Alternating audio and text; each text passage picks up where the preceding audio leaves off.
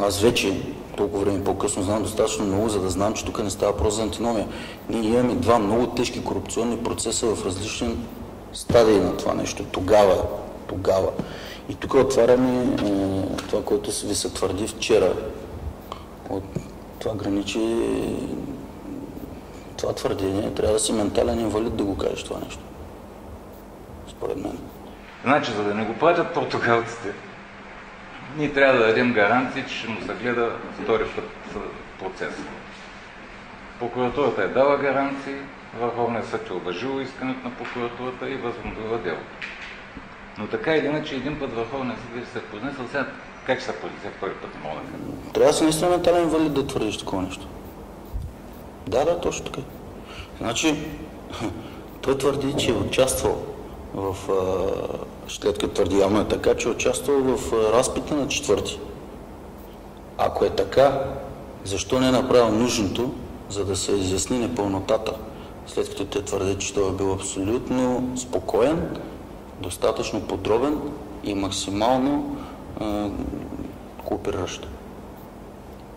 Това не е вярно. Той не е бил максимално коопериращ и тогава, когато те твърдят, той не е бил пълен и те умишлено има въпроси, които не са зададени. Тук имам индикация, не в това, и което той казва и така нататък.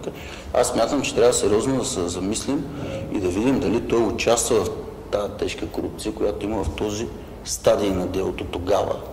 А тя ще бъде доказана ясно, точно, мотивирано, с доказателства, свидетели, които не са криминално проявени, а много надежни, нормални хора, ясни единици от обществото, които няма как да не им се кредитира мнението. Също така е някакъв общо установен факт, това, което ще коментираме. Много тежка корупция в самото начало. Много изключително тежка корупция. Разбирате? В по-късен етап има също тежък корупционен момент, както се изразява. Какъв? Не, това не може. Сега е рано. Вие имате достатъчен достъп до нужната информация и може да си го само забележите, нали така?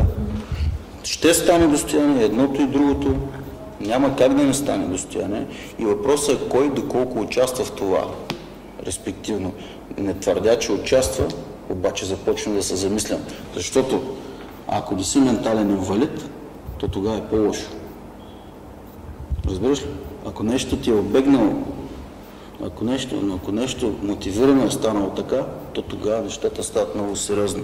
В залата не ми се представи нито едно ново обстоятелство, което да ме мотивира по някакъв начин да приема, че трябва да се промени мярката.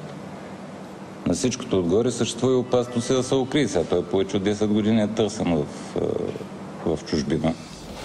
Тук има две твърдения. Едното, ще се извиня за термина, обаче звучна храчка в лицето на ВКС.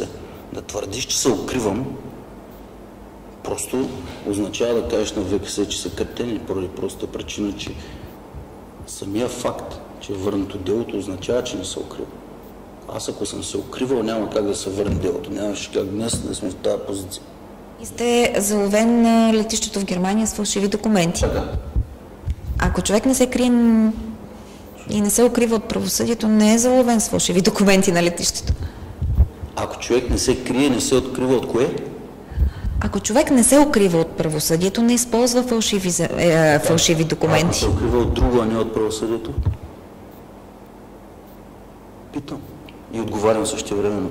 Ако се укрива от друго, а не от правосъдието? Какво се укривахте друго? Аз не съм се укривал, но примерно съм взел предпазни мерки от нещо. Срещу мен имаше не един, а няколко опита.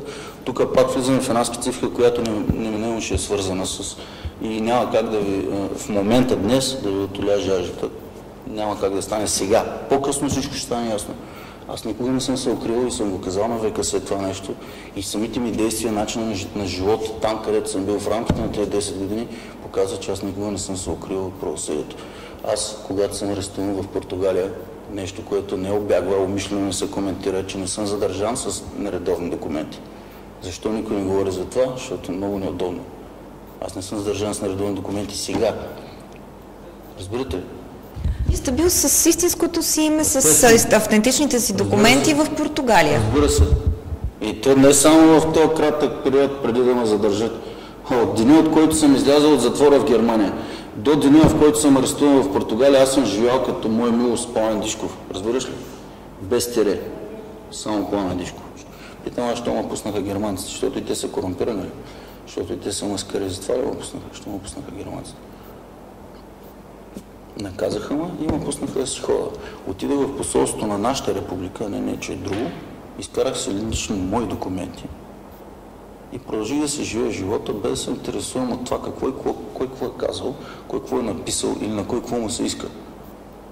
Там изолация ме довежда до там, вие щото да твърдете, че аз се укривам. Аз нямам от кой да се укривам. Не го твърдя, съдията го твърди. Не казвам вие, не вие, а вие всички сега. Аз между другото не съм очаквал от съдията да ме пусне. То беше ясно, че няма да ме пусне, не защото по силата на предположение, между другото и това не би било добре за тях да се твърди, а предния ден, преди да отидат на тази мярка, той беше казал, че няма да ме пусне. Тук има изпреварващи събитията, декларации, които са ясни. Независимо с какво ще се скрие да каже, че това не е вярно и прочие. Тези елементарни трикове, зад които те се крият, за да постигнат нещо, което ще нахранят тълпата, те са, отколкото те се ползват от тях, толкова може и да им издадат главите някой ден, защото тяхната работа е не друго, не значение дали моето дело гледат, вашето, неговото, на който и да било, съдията трябва да бъде максимално изолиран от каквото и да е каквато и да е преднамереност. А те са до един тук всички. Разбираш ли? Те не ме съдят дали съм поръчвал да убиват някой. Те ме съдят за това, че се казвам Пламен Дишков. За това, което е писано от медиите и за това, което най-вече ще се пише утре. Те изпадат в панически страх да ме пуснат мене, ако ще закона да казват, че каквото и да е. Разбираш ли? Това не е въпрос тук на закон, не е въпрос на трезва и правилна преценка. Как можеш да седнеш ти и да кажеш, той се крие 10 години. Имаш 1 милион аргумента, които мога да изведеш. Кажеш, закона позволява на този висок член да не те пусна точка. Кой ма говориш повече? Как ще кажеш, че аз се укривам 10 години? Това е направо кощунство. Той по този начин плюй в лицето на ВКС, който каза, че не се укрива, не връща делото. Какво прави този човек? Той откачен и същия този с тежки и болни амбиции да ходи утре в ВСС нов.